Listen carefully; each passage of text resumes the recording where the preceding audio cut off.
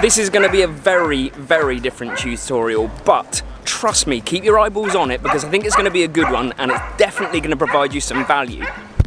And the first thing that's going to be different is the fact that this is going to be a swimming tutorial. I'm going to give you some tips that you could use to help you not drown, but maybe even get a little bit faster or better in the water. And I know the majority of the people that follow this channel are runners. However, I'm a triathlete and I know that there are definitely some triathletes out there that follow the channel, and this could be beneficial for them, but also if you're a runner it can be beneficial for you because cross-training, taking that load off of the body but still giving yourself the freedom to push hard like you can in swimming can be hugely beneficial. So if you're a runner, stick around, I promise you it's going to help.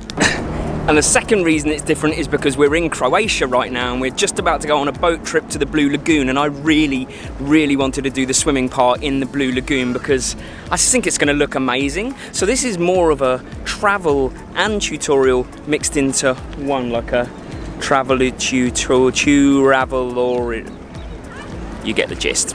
Right, let's get on the boat.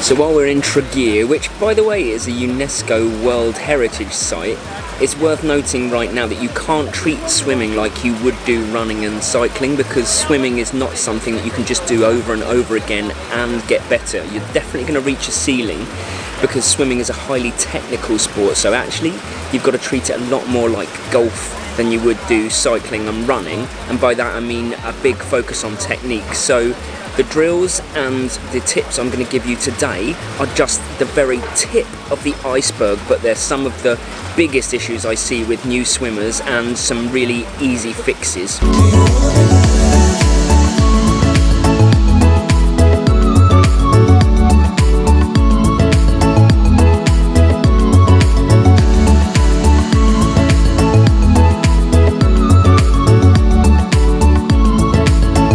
So before I go in, let's briefly touch on the theory behind swimming, and it might surprise you to know that it's not that different to the theory behind running. And if you haven't watched the theory behind running video, then I'll link it up here.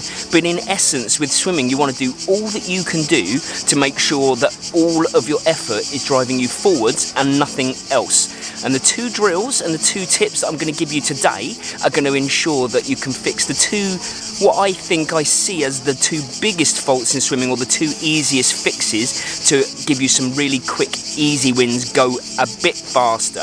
And the first one is the same as running, it's crossing the midline.